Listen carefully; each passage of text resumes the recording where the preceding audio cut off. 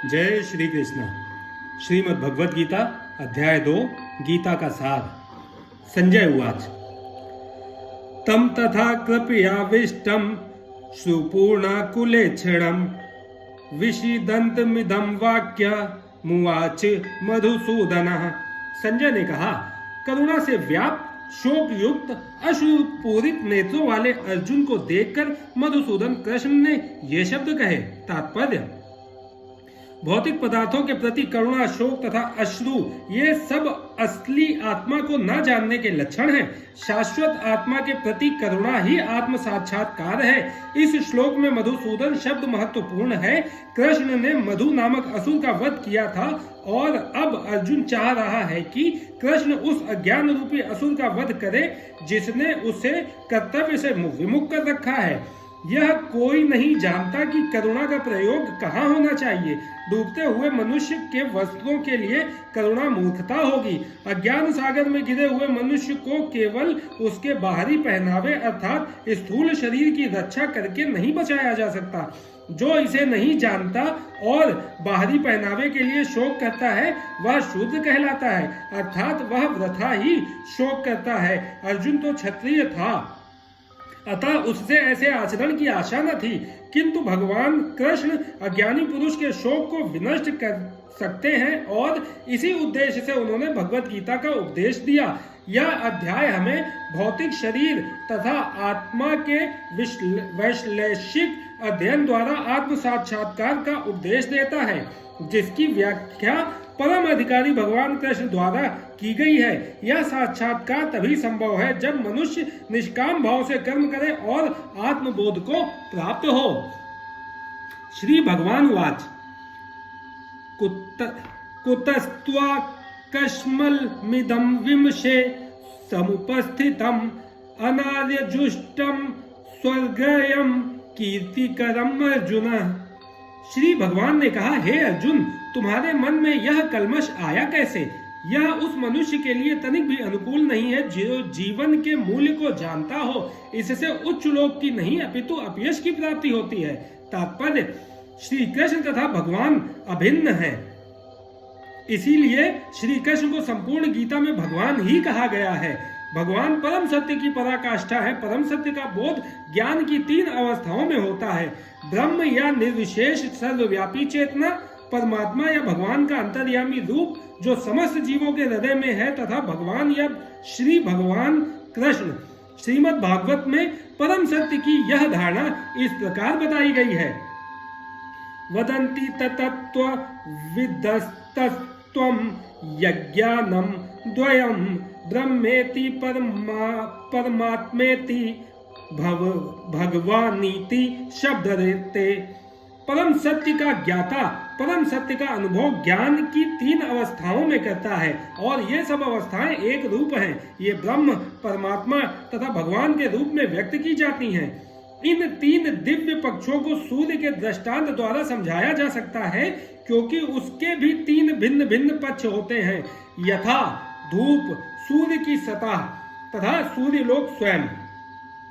जो सूर्य के प्रकाश का अध्ययन करता है वह नौसिखिया है।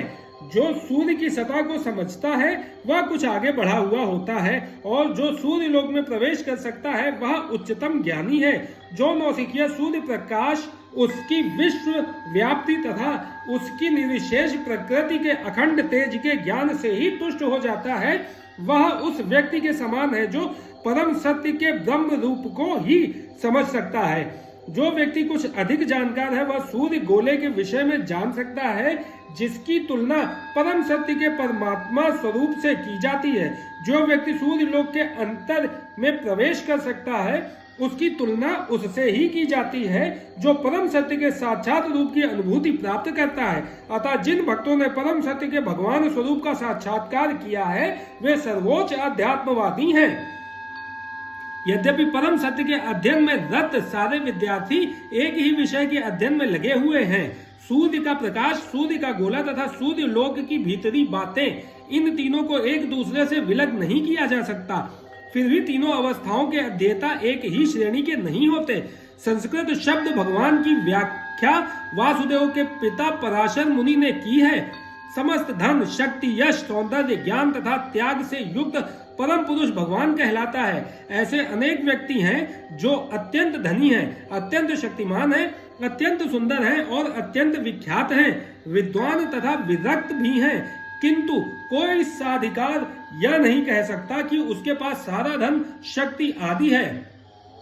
एकमात्र कृष्ण ही ऐसा दावा कर सकते हैं, क्योंकि वे भगवान हैं। ब्रह्मा, शिव या नारायण सहित कोई भी जीव कृष्ण के समान पूर्ण ऐश्वर्यवान नहीं है। अतः ब्रह्म संहिता में स्वयं ब्रह्मा जी का निर्णय है कि श्री कृष्ण स्वयं भगवान है, ना तो कोई उनके तुल्य है, ना उनसे बढ़कर है। वे आदि स्वामी या भगवान हैं, गोविंद रूप में जाने जाते हैं और समस्त कारणों के परम कारण हैं। ईश्वरः परमः कृष्णः सच्चिदानंद विग्रह अनादिरादिर गोविंदः सर्व कारण कारणम। ऐसे अनेक पुरुष हैं जो भगवान के गुणों से युक्त हैं, किंतु कृष्ण परम है, क्योंकि उनसे बढ़कर कोई नहीं है। वे परम पुरुष हैं और उनका शरीर सच्चिदानंदमय है। वे आदि भगवान गोविंद हैं और समस्त कारणों के कारण हैं। भागवत में भी भगवान के नाना अवतारों की सूची है, किंतु कृष्ण को आदि भगवान बताया गया है, जिनसे अनेक अनेक अवतार तथा ईश्वर विस्तार करते हैं। एते चांश कला पुंसः कृष्णस्तु भगवान स्वयं इंद्रादिव्याकुलम लोकम मृडयन्ति युगे युगे। यहाँ पर वर्णित सारे अवतारों की सूचियां या तो भगवान की अंश कलाओं अथवा पूर्ण कलाओं की है, किंतु कृष्ण तो स्वयं भगवान है। अतः कृष्ण आदि भगवान है, परम सत्य परमात्मा तथा निर्विशेष ब्रह्म दोनों के उद्गम है। भगवान की उपस्थिति में अर्जुन द्वारा स्वजनों के लिए शोक करना सर्वथा अशोभनीय है। अतः कृष्ण के कुत शब्द से अपना आश्चर्य व्यक्त किया है। आदि जैसी सभ्य जाति के किसी व्यक्ति से ऐसी मलिनता की उम्मीद नहीं की जाती। आदि शब्द उन व्यक्तियों पर लागू होता है जो जीवन के मूल्य को जानते हैं और जिनकी सभ्यता आत्म साक्षात्कार पर निर्भर करती है। देहात्म बुद्धि से प्रेरित मनुष्यों को यह ज्ञान नहीं रहता कि जीवन का उद्देश्य परम सत्य विष्णु या भगवान का साक्षात्कार है। वे तो भौतिक जगत के बाह्य स्वरूप से मोहित हो जाते हैं, अतः वे यह नहीं समझ पाते कि मुक्ति क्या है। जिन पुरुषों को भौतिक बंधन से मुक्ति का कोई ज्ञान नहीं होता, वे अनादि कहलाते हैं। यद्यपि अर्जुन क्षत्रिय था, किंतु युद्ध से विचलित होकर वह अपने कर्तव्य से गुमराह हो गया था। उसकी यह कायरता अनादियों के लिए ही शोभा देने वाली हो सकती है। कर्तव्य पथ से इस प्रकार का विचलन न तो आध्यात्मिक जीवन में प्रगति करने में सहायक बनता है, न ही इससे इस संसार में ख्याति प्राप्त की जा सकती है। भगवान कृष्ण ने अर्जुन द्वारा अपने स्वजनों पर इस प्रकार की करुणा का अनुमोदन नहीं किया। क्लैब्यमास्म गमः पार्थ नैतत्त्वयुपपद्यते क्षुद्रम हृदयो दौर्बल्यम त्वक्तोत्तिष्ठ परंतप। हे प्रथापुत्र, इस हीन नपुंसकता को प्राप्त मत हो, यह तुम्हें शोभा नहीं देती। ये हे शत्रुओं के दमन करता, हृदय की क्षुब्ध दुर्बलता को त्याग कर युद्ध के लिए खड़े हो। तात्पर्य, अर्जुन को प्रथापुत्र के रूप में संबोधित किया गया है। प्रथा कृष्ण के पिता वासुदेव की बहन थी, अतः कृष्ण के साथ अर्जुन का रक्त संबंध था। यह क्षत्रिय पुत्र लड़ने से मना करता है तो वह नाम का क्षत्रिय है, और यदि ब्राह्मण पुत्र अपवित्र कार्य करता है तो वह नाम का ब्राह्मण है। ऐसे क्षत्रिय तथा ब्राह्मण अपने पिता के अयोग्य पुत्र होते हैं। अतः कृष्ण यह नहीं चाहते थे कि अर्जुन अयोग्य क्षत्रिय पुत्र कहलाए। अर्जुन कृष्ण का घनिष्ठतम मित्र था और कृष्ण प्रत्यक्ष रूप से उसके रथ का संचालन कर रहे थे, किंतु इन सब गुणों के होते हुए भी यदि अर्जुन युद्ध भूमि को छोड़ता है तो वह अत्यंत निंदनीय कार्य करेगा। अतः कृष्ण ने कहा कि ऐसी प्रवृत्ति अर्जुन के व्यक्तित्व को शोभा नहीं देती। अर्जुन यह तर्क कर सकता था कि वह परम पूज्य भीष्म तथा स्वजनों के प्रति उदार दृष्टिकोण के कारण युद्ध भूमि छोड़ रहा है, किंतु कृष्ण ऐसी उदारता को केवल हृदय दौर्बल्य मानते हैं। ऐसी झूठी उदारता का अनुमोदन एक भी शास्त्र नहीं करता। अतः अर्जुन जैसे व्यक्ति को कृष्ण के प्रत्यक्ष निर्देशन में ऐसी उदारता का तथा कथित अहिंसा का परित्याग कर देना चाहिए। अर्जुन उवाच कथम भीष्ममहं संख्ये द्रोणं च मधुसूदन इषुभि प्रतियोत्यासामि पूजार्हा वरिसूदन। अर्जुन ने कहा, हे शत्रुहंता, हे मधुसूदन, मैं युद्ध भूमि में किस तरह भीष्म तथा द्रोण जैसे पूजनीय व्यक्तियों पर उलटकर बाण चलाऊंगा। तात्पर्य, भीष्म पितामह तथा द्रोणाचार्य जैसे सम्माननीय व्यक्ति सदैव पूजनीय हैं। यदि वे आक्रमण भी करें तो उन पर उलटकर आक्रमण नहीं करना चाहिए। यह सामान्य शिष्टाचार है कि गुरुजनों से वाद युद्ध भी न किया जाए। यहाँ तक कि यदि कभी वे रुक्ष व्यवहार करें तो भी उनके साथ रुक्ष व्यवहार न किया जाए। तो फिर भला अर्जुन उन पर बाण कैसे छोड़ सकता था?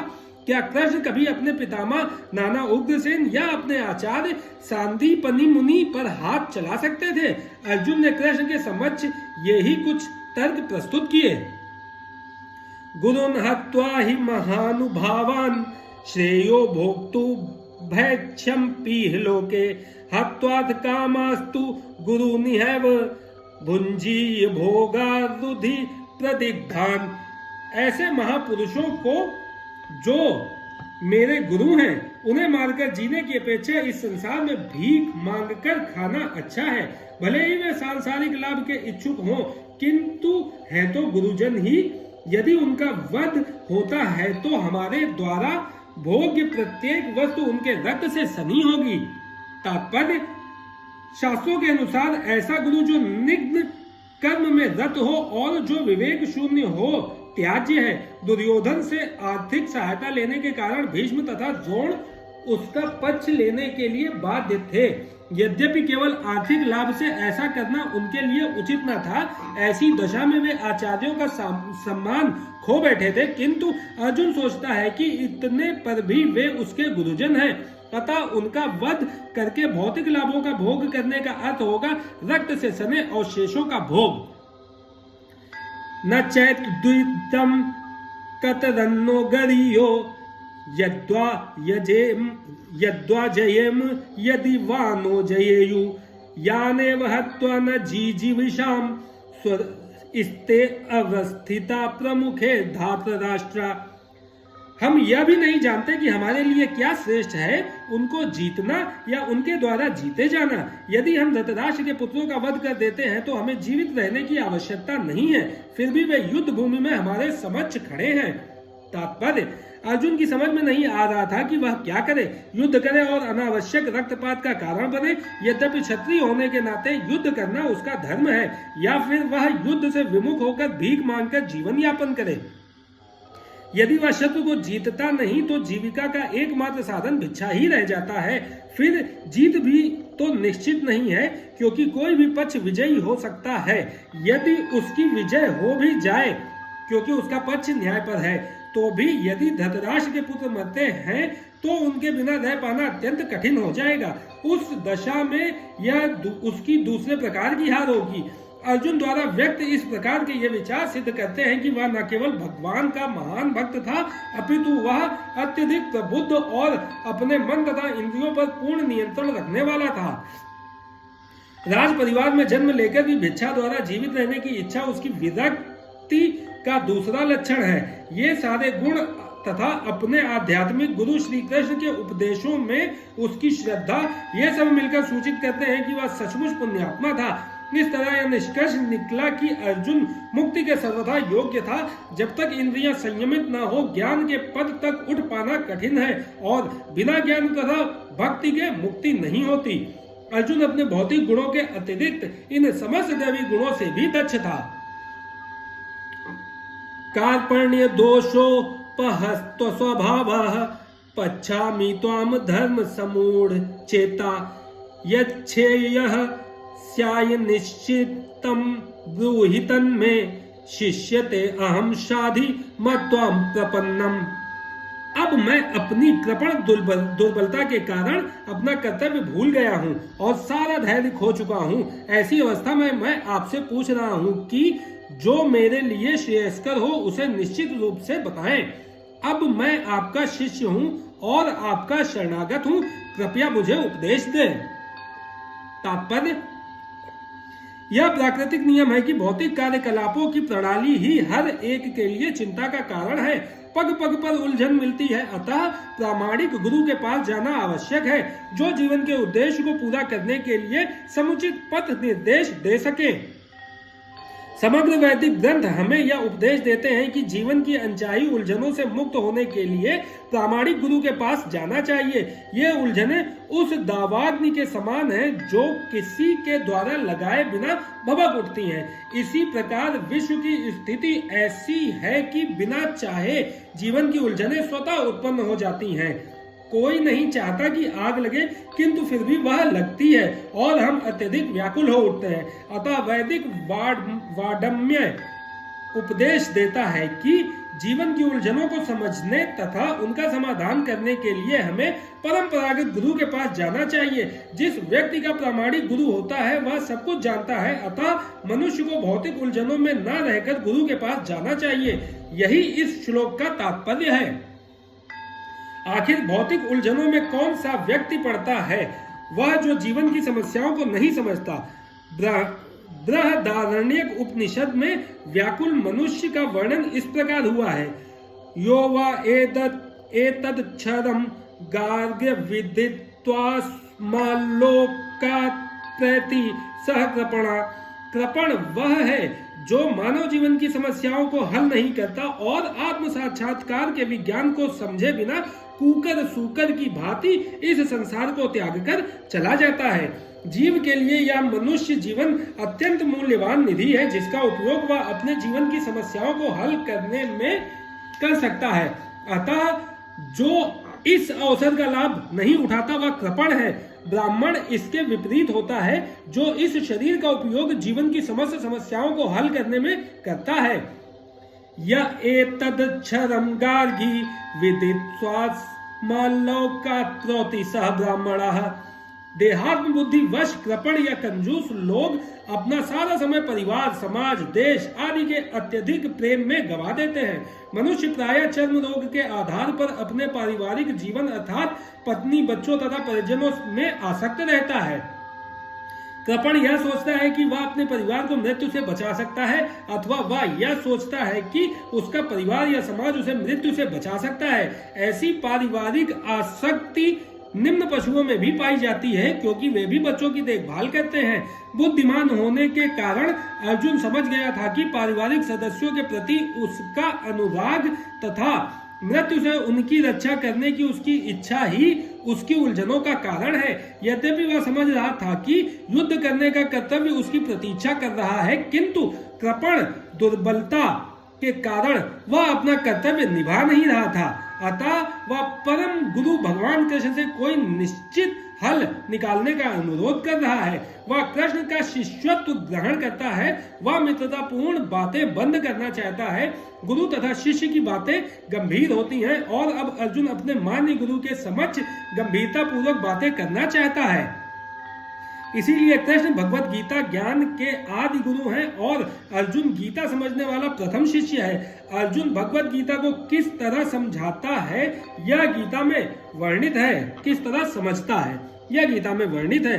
तो भी मूर्ख संसारी विद्वान बताते हैं कि किसी को मनुष्य रूप कृष्ण की नहीं बल्कि अजन्मा कृष्ण की शरण ग्रहण करनी चाहिए। कृष्ण के अंतः तथा बाह्य में कोई अंतर नहीं है। इस ज्ञान के बिना जो भगवत गीता को समझने का प्रयास करता है वह सबसे बड़ा मूर्ख है।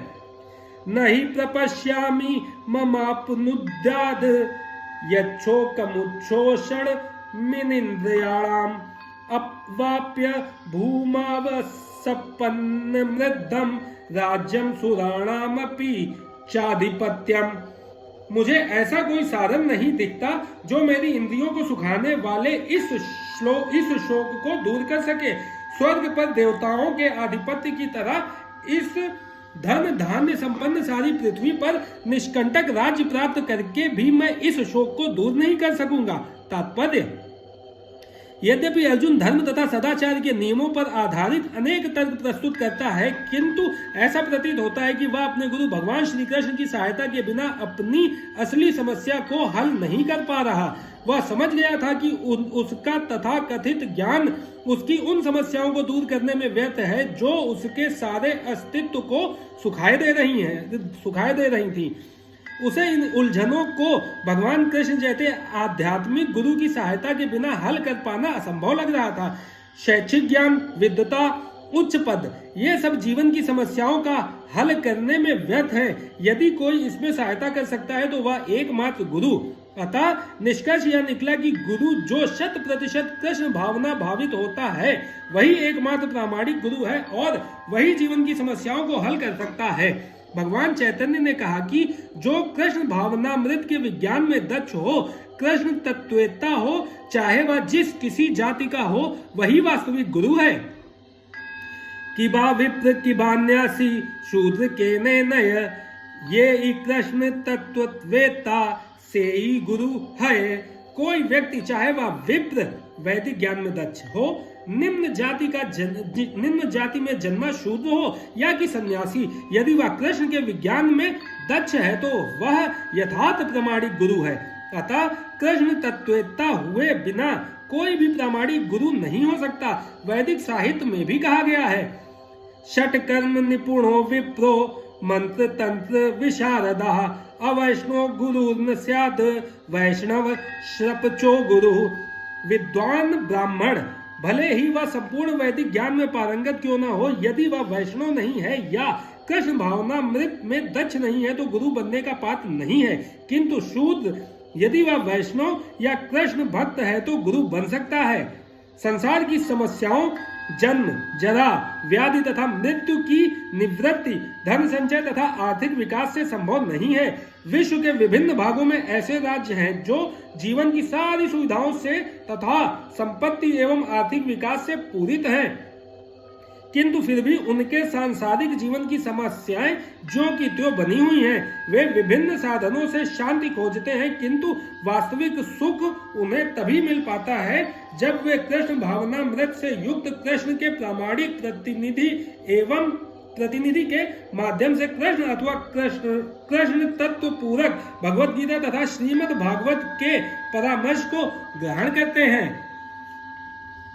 यदि आर्थिक विकास तथा भौतिक सुख किसी के पारिवारिक, सामाजिक, राष्ट्रीय या अंतर्राष्ट्रीय अव्यवस्था से उत्पन्न हुए शोकों को दूर कर पाते तो अर्जुन यह न कहता कि पृथ्वी का अप्रतिम राज्य या स्वर्गलोक में देवताओं की सर्वोच्चता भी उसके शोकों को दूर नहीं कर सकती।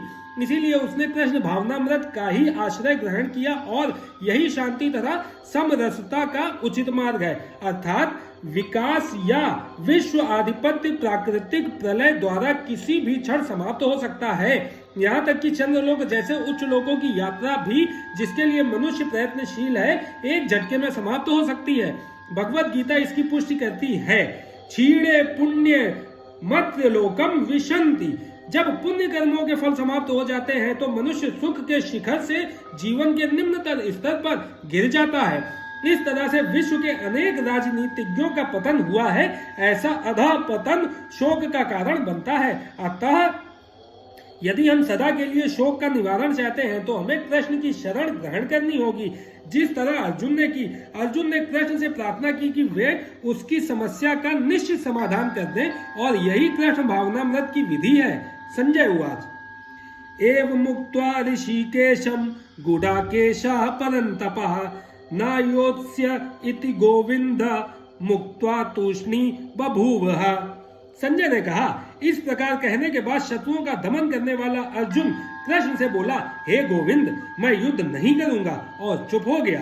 तात्पर्य, धृतराष्ट्र को यह जानकर परम प्रसन्नता हुई होगी कि अर्जुन युद्ध न करके युद्ध भूमि छोड़कर भिक्षाटन करने जा रहा है, किंतु संजय ने उन्हें पुनः यह कहकर निराश कर दिया कि अर्जुन अपने शत्रुओं को मारने में सक्षम है।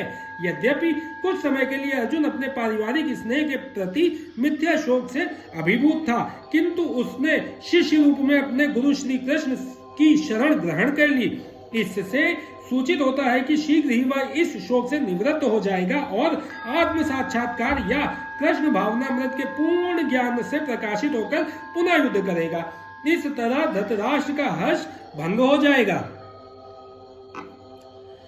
तमुवाच ऋषिकेशः प्रसन्निव भारत सेनयोरुभयोर्मध्ये विषीदन्तमिदं वचः। हे भरतवंशी धृतराष्ट्र, उस समय दोनों सेनाओं के मध्य शोक मग्न अर्जुन से कृष्ण ने मानो हंसते हुए ये शब्द कहे। तात्पर्य, दो घनिष्ठ मित्रों अर्थात ऋषिकेश तथा गुडाकेश के मध्य वार्ता चल रही थी। मित्र के रूप में दोनों का पद समान था, किंतु इसमें से एक स्वेच्छा से दूसरे का शिष्य बन गया। कृष्ण हंस रहे थे क्योंकि उनका मित्र अब उनका शिष्य बन गया था।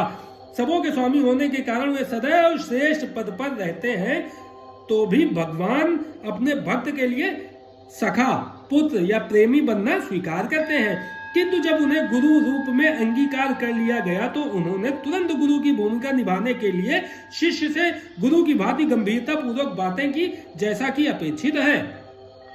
ऐसा प्रतीत होता है कि गुरु तथा शिष्य की यह वार्ता दोनों सेनाओं की उपस्थिति में हुई, जिससे सारे लोग लाभान्वित हुए। अतः भगवद गीता का संवाद किसी एक व्यक्ति, समाज या जाति के लिए नहीं, अपितु सबों के लिए है और उसे सुनने के लिए शत्रु या मित्र समान रूप से अधिकारी हैं। श्री भगवान उवाच अशोच्यानन वशोचत स्वम प्रज्ञावादाश्च भाषसे गतासून गतासूश्चम नानुशोचन्ति पंडिताः। श्री भगवान ने कहा, तुम पांडित्यपूर्ण वचन कहते हुए उनके लिए शोक कर रहे हो जो शोक करने के योग्य नहीं है। जो विद्वान होते हैं वे ना तो जीवित के लिए ना ही मृत के लिए शोक करते हैं। तात्पर्य, भगवान ने तत्काल गुरु का पद संभाला और अपने शिष्य को अप्रत्यक्षतः मूर्ख कहकर डांटा। उन्होंने कहा, तुम विद्वान की तरह बातें करते हो, किंतु तुम यह नहीं जानते कि जो विद्वान होता है अर्थात जो यह जानता है कि शरीर तथा आत्मा क्या है, वह किसी भी अवस्था में शरीर के लिए, चाहे वह जीवित हो या मृत, शोक नहीं करता। अगले अध्यायों में यह स्पष्ट हो जाएगा कि ज्ञान का अर्थ पदार्थ तथा आत्मा एवं इन दोनों के नियामक को जानना है। अर्जुन का तर्क था कि राजनीति या समाज नीति की अपेक्षा धर्म को अधिक महत्व मिलना चाहिए, किंतु उसे यह ज्ञात न था कि पदार्थ, आत्मा तथा परमेश्वर का ज्ञान धार्मिक सूत्रों से भी अधिक महत्वपूर्ण है। और चूंकि उसमें इस ज्ञान का अभाव था, अतः उसे विद्वान नहीं बनना चाहिए था। और चूंकि वह अत्यधिक विद्वान नहीं था, इसलिए वह शोक के सर्वथा अयोग्य वस्तु के लिए शोक कर रहा था। यह शरीर जन्मता है और आज या कल इसका विनाश निश्चित है, अतः शरीर उतना महत्वपूर्ण नहीं है जितना कि आत्मा है। जो इस तथ्य को जानता है वही असली विद्वान है और उसके लिए शोक का कोई कारण नहीं हो सकता। न त्वेवाहं जातु नासं न त्वं नेमे जनाधिपा न चैव न भविष्यामः सर्वे वयमतः परम। ऐसा कभी नहीं हुआ कि मैं न रहा हूं या तुम ना रहे हो, अथवा ये समस्त राजा ना रहे हो, और न ऐसा है कि भविष्य में हम लोग नहीं रहेंगे। तात्पर्य, वेदों में, कठोपनिषद में तथा श्वेताश्वर उपनिषद में कहा गया है कि जो श्री भगवान असंख्य जीवों के कर्म तथा कर्मफल के अनुसार उनकी अपनी अपनी परिस्थितियों में पालक हैं, वह भगवान अंश रूप में हर जीव के हृदय में वास कर रहे हैं। केवल साधु पुरुष जो एक ही ईश्वर को भीतर बाहर देख सकते हैं, पूर्ण एवं शाश्वत शांति प्राप्त कर पाते हैं। नित्यो नित्यानाम चेतनस्तनानाम एको बहुनाम यो विदधाति कामान तथात्मस्थम ये अनुपश्यन्ति धीरास्तेषाम शांति शाश्वती नेतरेषाम। जो वैदिक ज्ञान अर्जुन को प्रदान किया गया वही विश्व के उन समस्त पुरुषों को प्रदान किया गया है जो विद्वान होने का दावा तो करते हैं, किंतु जिनकी ज्ञान राशि न्यून है। भगवान यह स्पष्ट कहते हैं कि वे स्वयं अर्जुन तथा युद्ध भूमि में एकत्र सारे राजा शाश्वत प्राणी हैं और इन जीवों की बद्ध तथा मुक्त अवस्थाओं में भगवान ही एकमात्र उनके पालक हैं। भगवान परम पुरुष है और भगवान का चिर संगी अर्जुन एवं वहां पर एकत्र सारे राजागण शाश्वत पुरुष हैं। ऐसा नहीं है कि भूतकाल में प्राणियों के रूप अलग अलग उपस्थित नहीं थे और ऐसा भी नहीं है कि ये शाश्वत पुरुष बने नहीं रहेंगे। उनका अस्तित्व भूतकाल में था और भविष्य में भी निर्बाध रूप से बना रहेगा, अतः किसी के लिए शोक करने की कोई बात नहीं है। यह मायावादी सिद्धांत की मुक्ति के बाद आत्मा माया के आवरण से पृथक होकर निराकार ब्रह्म में लीन हो जाएगा और अपना अस्तित्व खो देगा। यहाँ पर परम अधिकारी भगवान कृष्ण द्वारा पुष्ट नहीं हो पाता, ना ही इस सिद्धांत का समर्थन हो पाता है कि बद्ध अवस्था में ही हम अस्तित्व का चिंतन करते हैं। यहाँ पर कृष्ण स्पष्टता कहते हैं कि भगवान तथा अन्यों का अस्तित्व भविष्य में भी अक्षुण्य रहेगा, जिसकी पुष्टि उपनिषदों द्वारा भी होती है। कृष्ण का यह कथन प्रामाणिक है क्योंकि कृष्ण मायावश्य नहीं है। यदि अस्तित्व तथ्य न होता तो फिर कृष्ण इतना बल क्यों देते, और वह भी भविष्य के लिए। मायावादी यह तर्क कर सकते हैं कि कृष्ण द्वारा कथित अस्तित्व आध्यात्मिक न होकर भौतिक है। यदि हम इस तर्क को कि अस्तित्व भौतिक होता है स्वीकार कर भी लें तो फिर कोई कृष्ण के अस्तित्व को किस प्रकार पहचानेगा। कृष्ण भूतकाल में भी अपने अस्तित्व की पुष्टि करते हैं और भविष्य में भी अपने अस्तित्व की पुष्टि करते हैं। उन्होंने अपने अस्तित्व की पुष्टि कई प्रकार से की है और निराकार ब्रह्म उनके अधीन घोषित किया जा चुका है। कृष्ण सदा सर्वदा अपना अस्तित्व बनाए रहे हैं।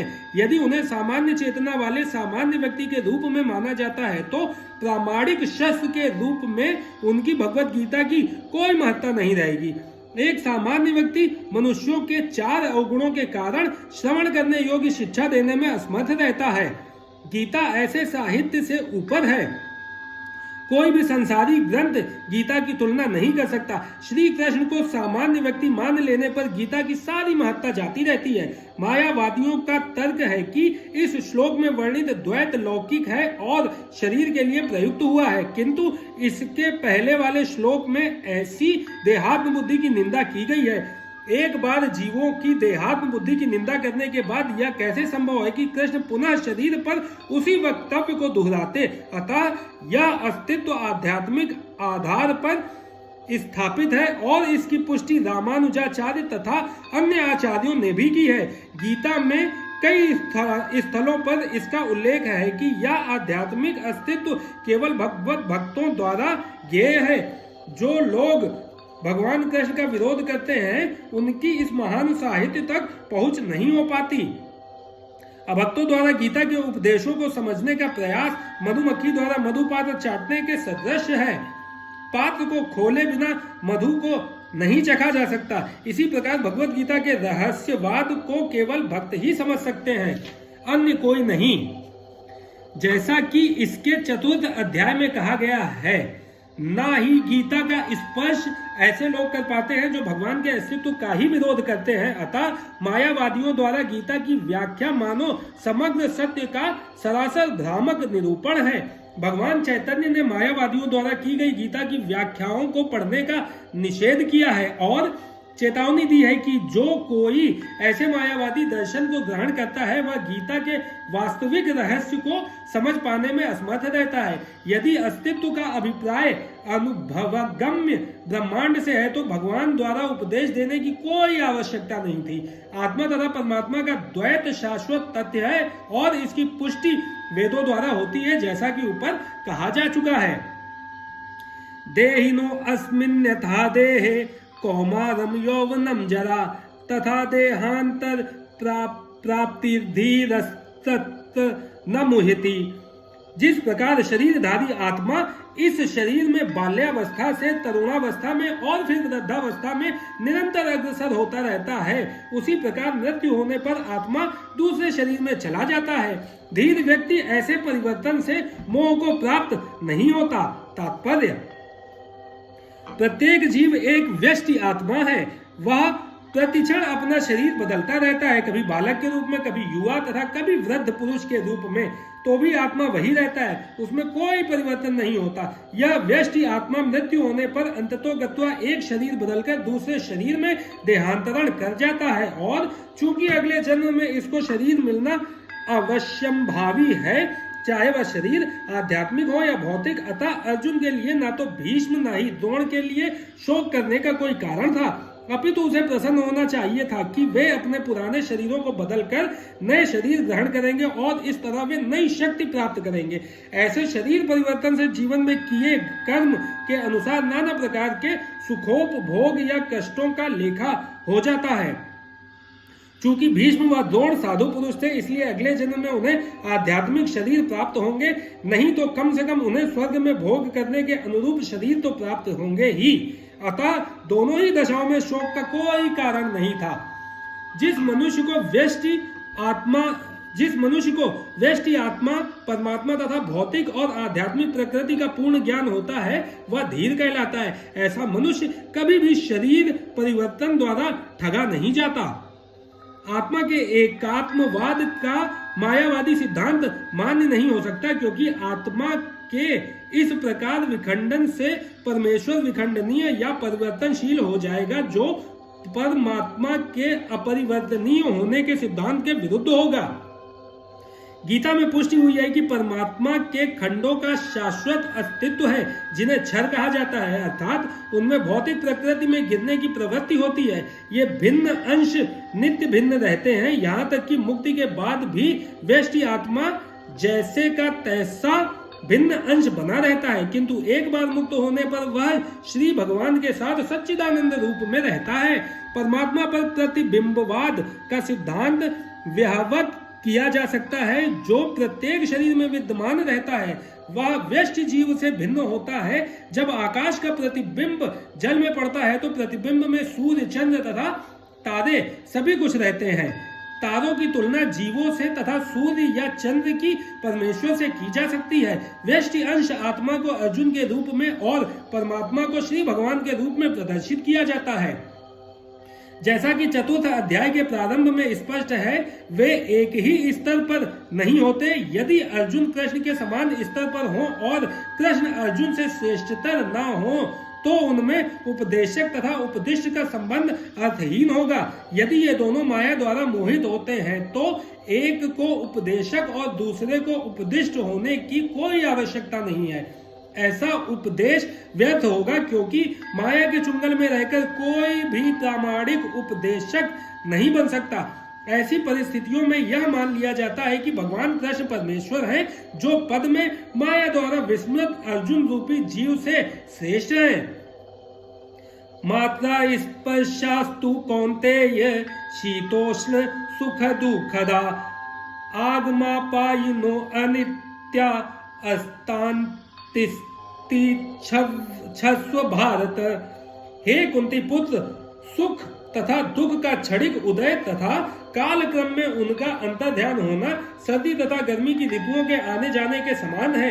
हे भरतवंशी, वे इंद्रिय बोध से उत्पन्न होते हैं और मनुष्य को चाहिए कि अविचल भाव से उनको सहन करना सीखे। तात्पर्य: कर्तव्य निर्वाह करते हुए मनुष्य को सुख तथा दुख के क्षणिक आने जाने को सहन करने का अभ्यास करना चाहिए। वैदिक आदेशानुसार मनुष्य को माघ, जनवरी फरवरी के मास में भी प्रातः काल स्नान करना चाहिए। उस समय अत्यधिक ठंड पड़ती है, किंतु जो धार्मिक नियमों का पालन करने वाला है वह स्नान करने में तनिक भी झिझकता नहीं। इसी प्रकार एक गृहिणी भीषण से भीषण गर्मी की ऋतु में, मई जून के महीनों में भोजन पकाने में हिचकती नहीं। जलवायु संबंधी असुविधाएं होते हुए भी मनुष्य को अपना कर्तव्य निभाना होता है। इसी प्रकार युद्ध करना क्षत्रिय का धर्म है, अतः उसे अपने किसी मित्र या परिजन से भी युद्ध करना पड़े तो उसे अपने धर्म से विचलित नहीं होना चाहिए। मनुष्य को ज्ञान प्राप्त करने के लिए धर्म के विधि विधान पालन करने होते हैं, क्योंकि ज्ञान तथा भक्ति से ही मनुष्य अपने आप को माया के बंधन से छुड़ा सकता है। अर्जुन को जिन दो नामों से संबोधित किया गया है वे भी महत्वपूर्ण है। कौन्तेय कहकर संबोधित करने से यह प्रकट होता है कि वह अपनी माता की ओर से संबंधित है, और भारत कहने से उसके पिता की ओर से संबंध प्रकट होता है। दोनों ओर से उसको महान विरासत प्राप्त है। महान विरासत प्राप्त होने के फलस्वरूप कर्तव्य निर्वाह का उत्तरदायित्व आ पड़ता है, अतः अर्जुन युद्ध से विमुख नहीं हो सकता। यहम ही न व्यवस्थयन्त्येते पुरुषम पुरुषर्षभ समुदुख सुखम धीरम सो अमृतत्वाय कल्पते। हे पुरुष शेष अर्जुन, जो पुरुष सुख तथा दुख में विचलित नहीं होता और इन दोनों में समभाव रखता है वह निश्चित रूप से मुक्ति के योग्य है।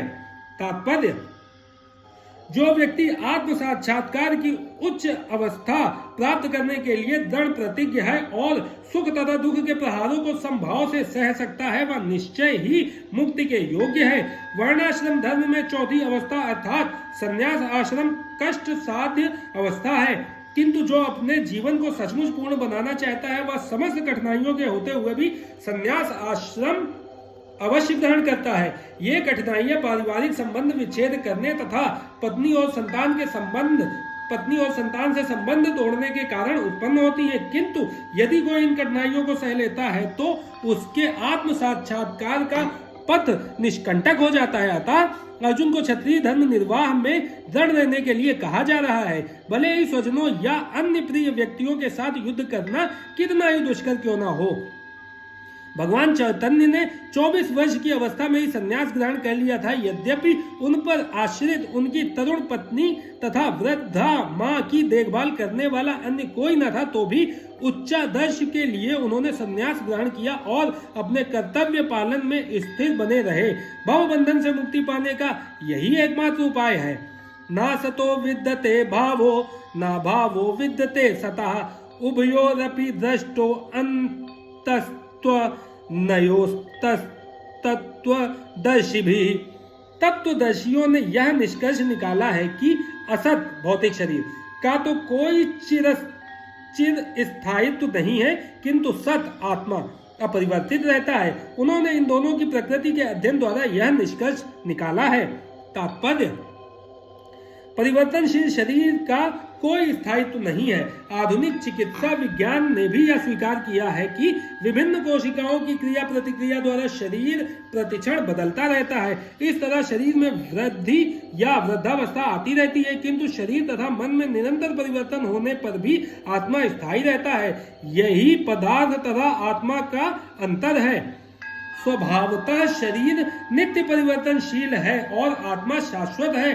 तत्वदर्शियों ने, चाहे वे निर्विशेषवादी हों या सगुणवादी, इस निष्कर्ष की स्थापना की है। विष्णु पुराण में कहा गया है कि विष्णु तथा उनके धाम स्वयं प्रकाश से प्रकाशित हैं।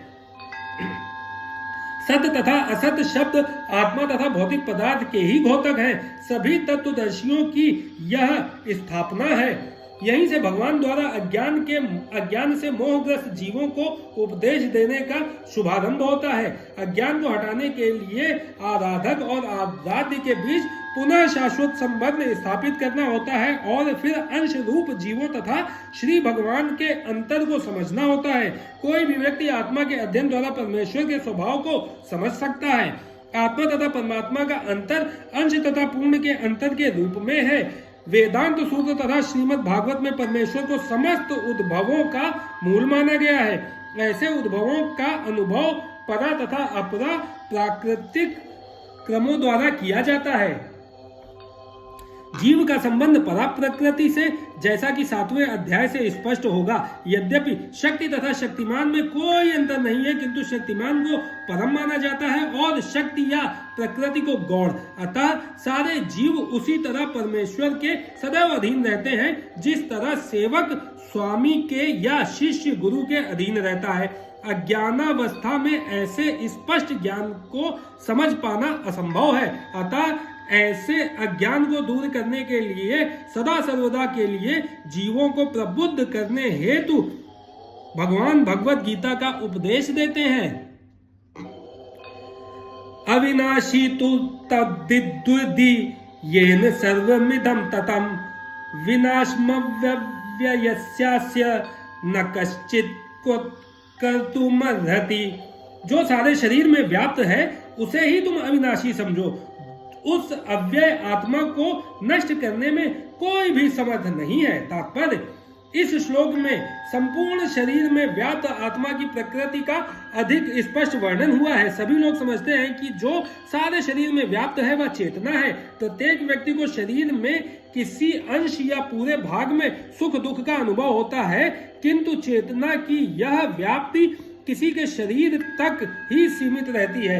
एक शरीर के सुख तथा दुख का बोध दूसरे शरीर को नहीं हो पाता। फलतः प्रत्येक शरीर में व्यष्टि आत्मा है और इस आत्मा की उपस्थिति का लक्षण व्यष्टि चेतना द्वारा परिलक्षित होता है। इस आत्मा को बाल के अग्रभाग के 10,000वें भाग के तुल्य बताया जाता है। श्वेताश्वर उपनिषद में इसकी पुष्टि हुई है। बालाग्रशत भागस्य शतधा कल्पितस्य च भागो जीवः सह विज्ञेयः सचान्त्याय कल्पते। यदि बाल के अग्रभाग को 100 भागों में विभाजित किया जाए और फिर इनमें से प्रत्येक भाग को 100 भागों में विभाजित किया जाए तो इस तरह के प्रत्येक भाग की माप आत्मा का परिमाप है। इसी प्रकार यही कथन निम्नलिखित श्लोक में मिलता है। केशाग्रशत भागस्य शतांशः सादृशात्मकः जीवः सूक्ष्म स्वरूपो अयम् संख्यायातीतो ही चित्कणः। आत्मा के परमाणुओं के अनंत कण हैं जो माप में बाल के अगले भाग के 10,000वें भाग के बराबर हैं। इस प्रकार आत्मा का प्रत्येक कण भौतिक परमाणुओं से भी छोटा होता है और ऐसे असंख्य कण हैं। यह अत्यंत लघु आत्म स्फुलिंग भौतिक शरीर का मूल आधार है और इस आत्म स्फुलिंग का प्रभाव सारे शरीर में उसी तरह व्याप्त है जिस प्रकार किसी औषधि का प्रभाव व्याप्त रहता है। आत्मा की यह धारा सारे शरीर में चेतना के रूप में अनुभव की जाती है और यही आत्मा के अस्तित्व का प्रमाण है। सामान्य से सामान्य व्यक्ति भी समझ सकता है कि यह भौतिक शरीर चेतना रहित होने पर मृतक हो जाता है और शरीर में इस चेतना को किसी भी भौतिक उपचार से वापस नहीं लाया जा सकता। अतः यह चेतना भौतिक संयोग के फल स्वरूप नहीं है अपितु आत्मा के कारण है। मुंडक उपनिषद में सूक्ष्म आत्मा की और अधिक विवेचना हुई है। एषो अणुरात्मा चेतसा वेदित्यवो यस्मिन् प्राणः पंचधा सविवेश प्राणो प्राणश्चितं सर्वमोतं प्रजानं यस्मिन् विशुद्धे विभवत्येष आत्मा। आत्मा आकार में अणु तुल्य है जिसे पूर्ण बुद्धि के द्वारा जाना जा सकता है। यह अणु आत्मा 5 प्रकार के प्राणों में तैर रहा है। प्राण, अपान, व्यान, समान तथा उदान। यह हृदय के भीतर स्थित है और देहधारी जीव के पूरे शरीर में अपने प्रभाव का विस्तार करता है। जब आत्मा को 5 वायुओं के कल्मश से शुद्ध कर लिया जाता है तो इसका आध्यात्मिक प्रभाव प्रकट होता है। हठ योग का प्रयोजन विविध आसनों द्वारा उन 5 प्रकार के प्राणों को नियंत्रित करना है जो आत्मा को घेरे हुए हैं। यह योग किसी भौतिक लाभ के लिए नहीं अपितु भौतिक आकाश के बंधन से अणु आत्मा की मुक्ति के लिए किया जाता है। इस प्रकार अणु आत्मा को सारे वैदिक साहित्य ने स्वीकारा है और प्रत्येक बुद्धिमान व्यक्ति अपने व्यवहारिक अनुभव से इसका प्रत्यक्ष अनुभव करता है। केवल मूर्ख व्यक्ति ही इस अणु आत्मा को सर्वव्यापी विष्णु तत्व के रूप में सोच सकता है। अणु आत्मा का प्रभाव पूरे शरीर में व्याप्त हो सकता है। मुंडक उपनिषद के अनुसार यह अणु आत्मा प्रत्येक जीव के हृदय में स्थित है और चूंकि भौतिक विज्ञानी इस अणु आत्मा को माप सकने में असमर्थ हैं, अतः उनमें से कुछ यह अनुभव करते हैं कि आत्मा है ही नहीं। व्यष्टि आत्मा तो निसंदेह परमात्मा के साथ हृदय में है और इसीलिए शारीरिक गतियों की सारी शक्ति शरीर के इसी भाग से उद्भूत है। जो लाल रक्त कण फेफड़ों से ऑक्सीजन ले जाते हैं वे आत्मा से ही शक्ति प्राप्त करते हैं। अतः जब आत्मा इस स्थान से निकल जाता है तो रक्तोत्पादक संलयन फ्यूजन बंद हो जाता है। औषधि विज्ञान लाल रक्त कणों की महत्ता को तो स्वीकार करता है किंतु वह यह निश्चित नहीं कर पाता कि शक्ति का स्रोत आत्मा है। जो भी हो, औषधि विज्ञान यह स्वीकार करता है कि शरीर की सारी शक्ति का उद्गम स्थल हृदय है। पूर्ण आत्मा के ऐसे अणुकणों की तुलना सूर्य प्रकाश के कणों से की जाती है। इस सूर्य प्रकाश में असंख्य तेजों में अणु होते हैं। इसी प्रकार परमेश्वर के अंश उनकी किरणों के परमाणु स्फुलिंग हैं और प्रभा या पराशक्ति कहलाते हैं। अतः चाहे कोई वैदिक ज्ञान का अनुगामी हो या आधुनिक विज्ञान का, वह शरीर में आत्मा के अस्तित्व को नकार नहीं सकता। भगवान ने स्वयं भगवत गीता में आत्मा के इस विज्ञान का विशद वर्णन किया है। अंतवंत इमे देहा नित्यस्योक्ता शरीरिणः अनाशिनो अप्रमेयस्य तस्मादुधस्य भारत। अविनाशी, अप्रमेय तथा शाश्वत जीव के भौतिक शरीर का अंत अवश्यंभावी है, अतः हे भरतवंशी युद्ध करो। तात्पर्य: भौतिक शरीर स्वभाव से नाशवान है, यह तत्क्षण नष्ट हो सकता है और 100 वर्ष बाद भी। यह केवल समय की बात है, इसे अनंत काल तक बनाए रखने की कोई संभावना नहीं है। किंतु आत्मा इतना सूक्ष्म है कि इसे शत्रु देख भी नहीं सकता, मारना तो दूर रहा। जैसा कि पिछले श्लोक में कहा गया है, यह इतना सूक्ष्म है कि कोई इसके मापने की बात सोच भी नहीं सकता, अतः दोनों ही दृष्टि से शोक का कोई कारण नहीं है। क्योंकि जीव जिस रूप में है, ना तो उसे मारा जा सकता है, ना ही शरीर को कुछ समय तक या स्थायी रूप से बचाया जा सकता है। पूर्ण आत्मा के सूक्ष्म कण अपने कर्म के अनुसार ही शरीर धारण करते हैं, अतः धार्मिक नियमों का पालन करना चाहिए। वेदांत सूत्र में जीव को प्रकाश बताया गया है, क्योंकि वह परम प्रकाश का अंश है। जिस प्रकार सूर्य का प्रकाश सारे ब्रह्मांड का पोषण करता है, उसी प्रकार आत्मा के प्रकाश से इस भौतिक देह का पोषण होता है। जैसे ही आत्मा इस भौतिक शरीर से बाहर निकल जाता है, शरीर सड़ने लगता है, अतः आत्मा ही शरीर का पोषक है। शरीर अपने आप में महत्वहीन है, इसीलिए अर्जुन को उपदेश दिया गया है कि वह युद्ध करे और भौतिक शारीरिक कारणों से धर्म की बलि ना होने दे। य एनम वेत्ति हंतारम यश्चैनम मन्यते हतम उभौ तो न विजानीतो नायम हंति न हन्यते। जो इस जीवात्मा को मारने वाला समझता है तथा जो इसे मरा हुआ समझता है, वे दोनों ही अज्ञानी हैं, क्योंकि आत्मा ना तो मारता है और ना मारा जाता है। तात्पर्य: जब देहधारी जीव को किसी घातक हथियार से आघात पहुंचाया जाता है, तो यह समझ लेना चाहिए कि शरीर के भीतर की जीवात्मा मरा नहीं। आत्मा इतना सूक्ष्म है कि इससे किसी तरह के भौतिक हथियार से मार पाना असंभव है। जैसा कि अगले श्लोकों से स्पष्ट हो जाएगा, ना ही जीवात्मा अपने आध्यात्मिक स्वरूप के कारण वध्य है, जिसे मारा जाता है या जिसे मरा हुआ समझा जाता है। वह केवल शरीर होता है, किंतु इसका तात्पर्य शरीर के वध को प्रोत्साहित करना नहीं है। वैदिक आदेश है मा हि स्यात् सर्वभूतानि, किसी भी जीव की हिंसा न करो। ना ही जीवात्मा अवध्य है का अर्थ यह है कि पशु हिंसा को प्रोत्साहन दिया जाए। किसी भी जीव के शरीर का अनधिकार हत्या करना निग्न है और राज्य तथा भगवत विधान के द्वारा दंडनीय है, किंतु अर्जुन को तो धर्म के नियमानुसार मारने के लिए नियुक्त किया जा रहा था, किसी पागलपन वश नहीं।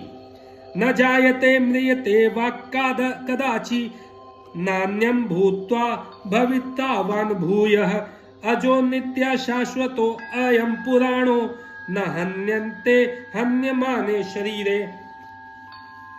आत्मा के लिए किसी भी काल में ना तो जन्म है ना मृत्यु। वह ना तो कभी जन्मा है, ना जन्म लेता है और ना जन्म लेगा। वह अजन्मा, नित्य, शाश्वत तथा पुरातन है। शरीर के मारे जाने पर वह मारा नहीं जाता। तात्पर्य: गुणात्मक दृष्टि से परमात्मा का अणु अंश परम से अभिन्न है। वह शरीर की भांति विकारी नहीं है। कभी कभी आत्मा को स्थायी या कूटस्थ कहा जाता है। शरीर में 6 प्रकार के रूपांतर होते हैं। वह माता के गर्भ से जन्म लेता है और कुछ काल तक रहता है, बढ़ता है, कुछ परिणाम उत्पन्न करता है, धीरे धीरे क्षीण होता है और अंत में समाप्त हो जाता है। किंतु आत्मा में ऐसे परिवर्तन नहीं होते। आत्मा जन्मा है, किंतु चूंकि वह भौतिक शरीर धारण करता है, अतः शरीर जन्म लेता है। आत्मा ना तो जन्म लेता है ना मरता है। जिसका जन्म होता है उसकी मृत्यु भी होती है। और चूंकि आत्मा अजन्मा है, अतः उसको ना तो भूत है ना वर्तमान या भविष्य।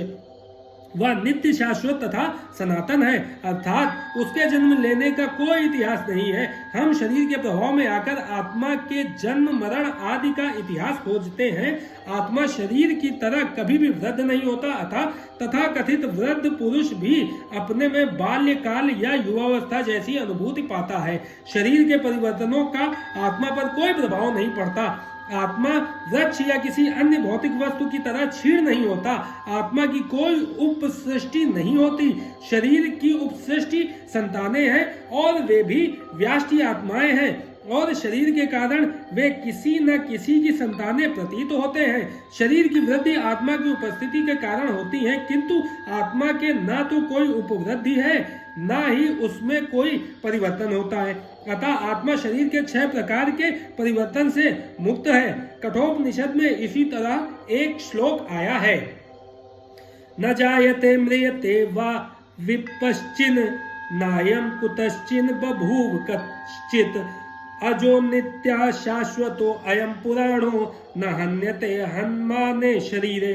इस श्लोक का अर्थ तथा तात्पर्य भगवत गीता के श्लोक जैसा ही है, किंतु इस श्लोक में एक विशिष्ट शब्द विपश्चित का प्रयोग हुआ है, जिसका अर्थ है विद्वान या ज्ञानमय। आत्मा ज्ञान से या चेतना से सदैव पूर्ण रहता है, अतः चेतना ही आत्मा का लक्षण है। यदि कोई हृदयस्थ आत्मा को नहीं खोज पाता, तब भी वह आत्मा की उपस्थिति को चेतना की उपस्थिति से जान सकता है। कभी कभी हम बादलों या अन्य कारणों से आकाश में सूर्य को नहीं देख पाते, किंतु सूर्य का प्रकाश सदैव विद्यमान रहता है। अतः हमें विश्वास हो जाता है कि यह दिन का समय है। प्रातः काल जो ही आकाश में थोड़ा सा सूर्य प्रकाश दिखता है तो हम समझ जाते हैं कि सूर्य आकाश में है। इसी प्रकार चूंकि शरीरों में चाहे पशु के हो या पुरुषों के कुछ न कुछ चेतना रहती है, अतः हम आत्मा की उपस्थिति को जान लेते हैं, किंतु जीव की यह चेतना परमेश्वर की चेतना से भिन्न है, क्योंकि परम चेतना तो सर्वज्ञ है। भूत वर्तमान तथा भविष्य के ज्ञान से पूर्ण व्यष्टि जीव की चेतना विस्मरणशील है। जब वह अपने वास्तविक स्वरूप को भूल जाता है तो उसे कृष्ण के उपदेशों से शिक्षा तथा प्रकाश और बोध प्राप्त होता है, किंतु कृष्ण विस्मरणशील जीव नहीं है। यदि वे ऐसे होते तो उनके द्वारा दिए गए भगवत गीता के उपदेश व्यर्थ होते। आत्मा के 2 प्रकार होते हैं, एक तो अणु आत्मा और दूसरा विभु आत्मा। कठोपनिषद में इसकी पुष्टि इस प्रकार हुई है, अणोरणीयान महतो महीयान आत्मास्य जंतो निहितो गुहायाम तम क्रतुः पश्यति वीत शोको धातु प्रसादात् महिमान मात्मनः। परमात्मा तथा अणु आत्मा दोनों शरीर रूपी उसी वृक्ष में जीव के हृदय में विद्यमान है, और इनमें से जो समस्त इच्छाओं तथा शोकों से मुक्त हो चुका है वही भगवत कृपा से आत्मा की महिमा को समझ सकता है। कृष्ण परमात्मा के भी उद्गम हैं, जैसा कि अगले अध्यायों में बताया जाएगा, और अर्जुन अणु आत्मा के समान है जो अपने वास्तविक स्वरूप को भूल गया है। अतः उसे कृष्ण द्वारा या उनके प्रामाणिक प्रतिनिधि द्वारा प्रबुद्ध किए जाने की आवश्यकता है। जय श्री कृष्णा। भक्तों, श्लोक 20 तक पढ़ चुके हैं हम, अध्याय 2 गीता का सार श्रीमद् भगवद गीता। इसके आगे का अगली वीडियो में पढ़ेंगे।